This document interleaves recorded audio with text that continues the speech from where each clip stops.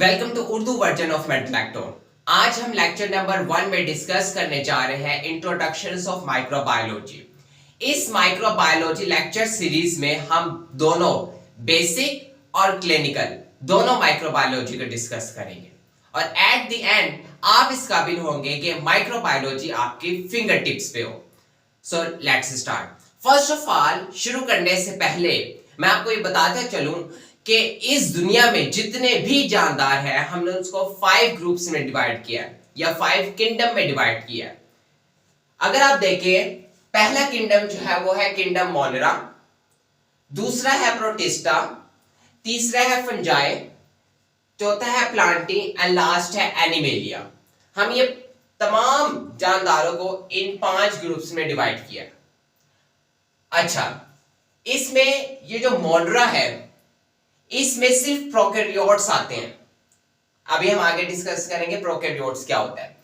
लेकिन protista, fungi, Plantae और animalia, इन 4 में यूकैरियोटिक सेल्स फॉल करते हैं। यूकैरियोट्स इसमें शामिल है। ये बात क्लियर होगी। ओके, मोनेरा में सिर्फ बैक्टीरिया पाए जाते हैं, इसके अलावा और कोई चीज नहीं पाई जाती, ओनली बैक्टीरिया। प्रोटिस्टा में इसमें फंजाई लाइक प्रोटिस्ट भी होते हैं, एनिमल लाइक प्रोटिस्ट भी होते हैं एंड प्लांट लाइक प्रोटिस्ट भी होते हैं।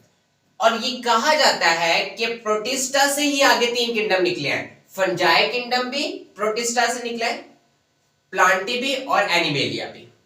ये तो 5 किंगडम क्लासिफिकेशन सिस्टम हो गया।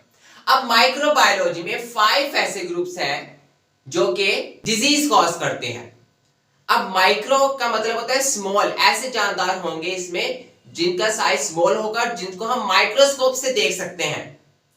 तो उसमें कौन कौन सी कैटेगरी आती है? बैक्टीरिया। बैक्टीरिया स्मॉल होते हैं, हम इसको माइक्रोस्कोप से देखते हैं और इसका जो साइज है वो बहुत स्मॉल होता है, इसी वजह से हम इसको माइक्रोस्कोप में देखते हैं। ओके, और ये डिजीज कॉज करते हैं। प्रोटोजोआ भी, इनका भी साइज स्मॉल होता है, इसको हम माइक्रोस्कोप में देखते हैं। ठीक है।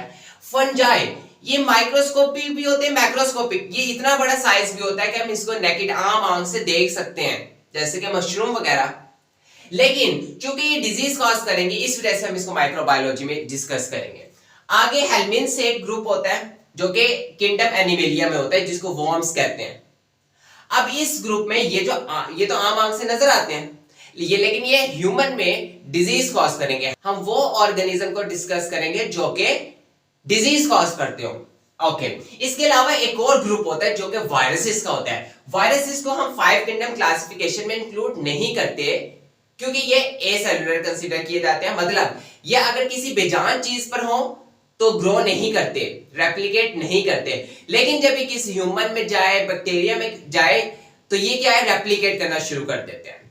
अच्छा, अब मैंने आपको बताया कि मोनेरा में प्रोकैरियोट्स आते हैं, बाकी सारे यूकैरियोट। अब इस बेसिस पे हम जनरली इसकी प्रॉपर्टीज को डिस्कस करेंगे, प्रोकैरियोट्स की, यूकैरियोट्स की एंड वायरसेस की, क्योंकि वायरसेस को हम अलग से कंसीडर करते हैं। ओके, पहली प्रॉपर्टीज है न्यूक्लियस।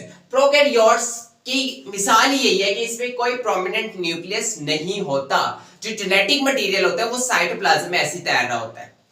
यूकैरियोट में आपको एक प्रोमिनेंट न्यूक्लियस देखने को मिलेगा एंड वायरसेस में कोई न्यूक्लियस नहीं होता। इसमें भी जेनेटिक मटेरियल जो है वो कैप्सिड के अंदर एनक्लोज होता है। एक मेम्ब्रेन होती है जिसके अंदर ये जेनेटिक मटेरियल पड़ा होता है वायरसेस का। ऑर्गेनेले, स्पेसिफिकली डबल मेम्ब्रेन, जिनकी मेम्ब्रेन हो। प्रोकैरियोट्स में डबल मेम्ब्रेन ऑर्गेनेलेस नहीं पाए जाते हैं, लाइक माइटोकॉन्ड्रिया हो गया, लाइसोसोम हो गया। यूकैरियोट्स में डबल मेम्ब्रेन ऑर्गेनेले पाए जाते हैं। ओके, वायरसेस में कोई ऑर्गेनेले नहीं पाया जाता क्योंकि ये किसी दूसरे जानदार में जाकर रेप्लिकेट करता है और उसी के सारे ऑर्गेनेले यूज करता है, मशीनरी यूज करता है। ओके, जेनेटिक मटेरियल की बात करें तो प्रोकैरियोट्स में एक ही वक्त में डीएनए और आरएनए प्रेजेंट होता है। यूकैरियोट्स में भी एक ही वक्त में डीएनए और आरएनए प्रेजेंट होता है। लेकिन वायरसेस की बात करें तो एक वक्त में एक चीज प्रेजेंट होगी। अगर वायरस में डीएनए है तो आरएनए नहीं होगा, अगर आरएनए है तो डीएनए नहीं होगा। एक वक्त में एक चीज पाई जाती है वायरस में, ये एक्सेप्शनल केस है। ओके, रिप्रोडक्शन की बात करें तो प्रोकैरियोट्स जो है वो बाइनरी फिशन करता है, जेनेटिक मटेरियल डुप्लीकेट करेगा और सेल डिवाइड हो जाएगा। बैक्टीरिया डिवाइड हो जाएगा। यूकेरियोट्स की बात करें तो इसमें माइटोसिस होती है और मियोसिस होती है। ओके, माइटोसिस में नंबर ऑफ क्रोमोसोम सेम रहते हैं बट मियोसिस में हाफ हो जाते हैं। वायरसेस में ये लिटिक साइकिल कर सकते हैं और लाइसोजेनिक साइकिल दोनों तरीके से रेप्लिकेट कर सकते हैं। राइबोसोम की बात करें तो प्रोकैरियोट में 70s राइबोसोम होता है, सेडिमेंटेशन ये एक यूनिट है। यूकेरियोट्स में 80s होता है और वायरसेस में कोई राइबोसोम नहीं होता। वायरसेस में कुछ भी नहीं होता है सिवाय प्रोटीन और न्यूक्लिक एसिड के। ओके, सेल वॉल की बात करें तो प्रोकैरियोट्स में पेप्टिडोग्लाइकेन होती है। यूकेरियोट में सेल वॉल हो भी सकती है, नहीं भी हो सकती। यूकेरियोट्स में ये 4 ग्रुप्स आते हैं। एनिमल में कोई सेल वॉल नहीं होती, लेकिन प्लांट में और फंजाई में सेल वॉल होती है। फंजाई में काइटिन होगी सेल वॉल के अंदर, प्लांट की सेल वॉल में सेलुलोज होगा। Simple is that. अब इस केस में जो एनिमल लाइक प्रोटिस्ट होंगे उसमें सेल वॉल नहीं होगी, जो फंजाई लाइक प्रोटिस्ट होंगे, जो एनिमल लाइक प्रोटिस्ट होंगे उसमें सेल वॉल होगी। सेम केस होगा इसमें भी। अच्छा, आगे सेल वॉल वायरसेस में नहीं होती। ओके, इसमें एक कैप्सिड होती है जो कि प्रोटीन की बनी होती है, लेकिन सेल वॉल नहीं होती। ऑर्गेनिज्म की बात करें तो प्रोकैरियोट्स में यूनिसेल्युलर फॉल करते हैं, एक सेल पे जो मुश्तमिल होते हैं। यूकेरियोट्स में यूनिसेल्युलर भी हो सकते हैं, मल्टीसेल्युलर भी हो सकते हैं, या सिंपल मल्टीसेल्युलर भी हो सकते हैं, यानी कि एक सेल पे मुश्तमिल हो और या एक से ज्यादा सेल पे मुश्तमिल हो। वायरसेस जो है वो ए सेल्युलर कंसीडर किए जाते हैं, ये सेल कंसीडर ही नहीं किए जाते।